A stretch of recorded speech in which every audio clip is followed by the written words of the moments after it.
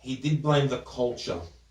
Yes. And Yep. what he said about the culture was, unfortunately, it's actually men's fault in a way. What did he mean by that? He said that 70% of children in the African American community do not have their father in the household. 70%. Yeah, So yeah. when you've got that. 70% Yeah. of children without one of their parents, Yeah. there's a bigger chance of these children having a role model that shouldn't be a role model. That's And fascinating. that includes drug dealers within a particular community. It's interesting though how Ben Shapiro says that 70% of men are not in the household.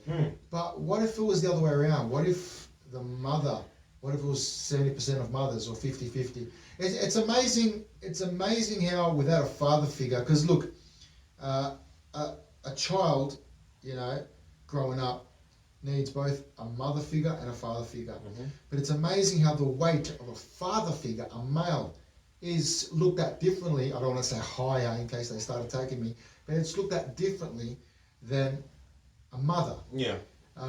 So that speaks volumes. It just shows that you need a male figure in your life. I think you need both. Yeah, well, I think if you grew up with a mother and you got the values from a mother, you'd still be okay. But, you need to have a father in your life. And if you're a boy, you're going to relate more to a dad. I'm saying if you're a boy, daughter, you're going to relate more to a mother. Yeah. That's just how it is. These are fundamentals. So I agree with that I think all children need both figures in their lives. Yeah. But boys Ben did make a good point. Boys really do need a father figure. Yeah. And it doesn't have to be a father. It can be an uncle, it can be a relative, it can be, a family friend. Yeah. If they don't have a father, unfortunately. Yeah. But yeah, man, look, those gun laws, these blacks, poor blacks, most of them could be innocent and they find themselves in, hot water with the cops. It's just the laws, man. Cops are too trigger friendly. Yeah. It's like, regulate the laws a bit. So coppers don't go after blacks, Mexicans, because they go after whites as well, just in general. Yeah. I mean, when the whole country has got guns, or majority of the country has got guns, because not everyone carries. Yeah. But, you're going to be on your toes. Absolutely. Look, because these things do happen, okay? So I'm not just making up bullshit. There have been a lot of instances over the past few decades in America where a copper has said, I shot this black person and killed him because I thought he was holding a gun. And they were just holding their wallets or they were holding a cigarette lighter. So I think if there were less guns, that wouldn't happen. I mean, that doesn't happen anywhere else other than the States. Yeah. Okay? That's and right. Unfortunately, we've reached that point. And it's true.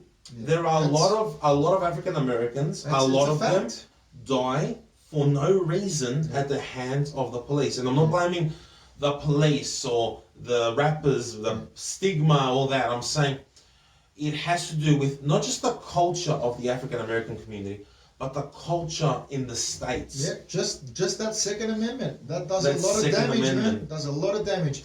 They might think there's a lot of pros, maybe in their mind, but the cons are heard around the world, Andreas. I think it's horrible. I think it's very, very horrible. Jonathan Pye, and I love Jonathan Pye. He always discusses different events. He's a guy from the UK, and he was explaining shootings at schools in America, and he goes, "It's amazing how when you hear about innocent children dying, you don't miss a beat. You don't which shooting? What? Yeah. Again? The one yesterday or the day before? Yeah.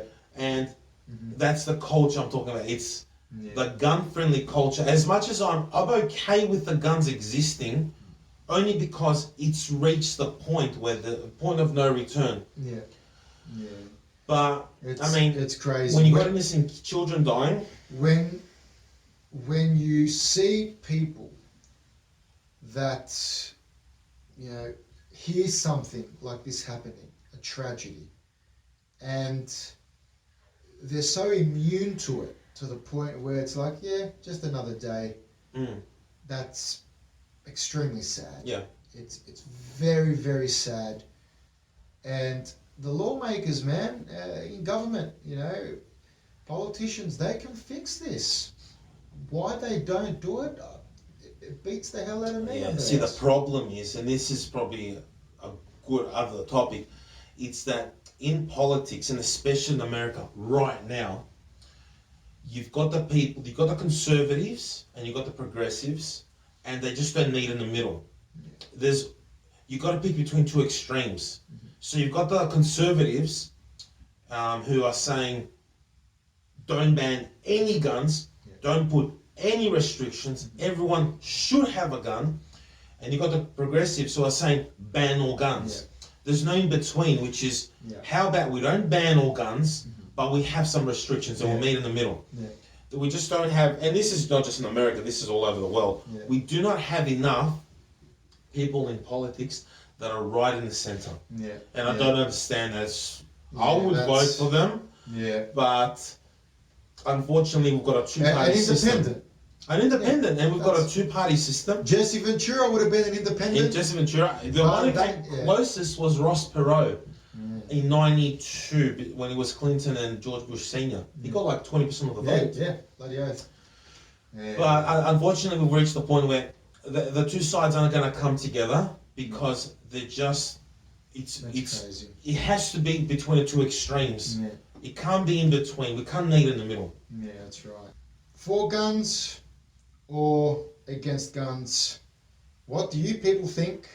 And do you reckon that in the next, say 20 years, do you reckon there's still going to be guns on the streets, concealed carry, or not? What do you reckon? In 20 years' time, do you reckon anything will change? Nothing's going to, because this has been going on for a long time and nothing has changed and it won't change. And I hope I'm proven wrong, but I won't be proven wrong. I think in the next 20 years, we might get guns finally banned. But the funny thing is, man, Canada have gun laws, and you don't hear many murders in Canada. America's just crazy, man. America, it's the people, and that Second Amendment is just getting gasoline and putting it on top of the fire.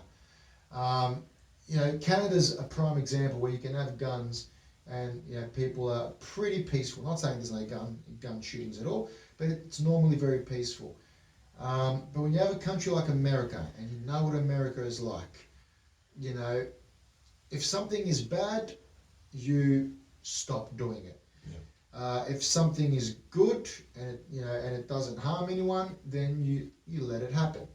So Canada has no issue with guns, but if Canada start having all these mass shootings, they will do the same thing there as what New Zealand's done and what Australia's done. What do you all think? Should guns be banned in America and anywhere else? Comments below.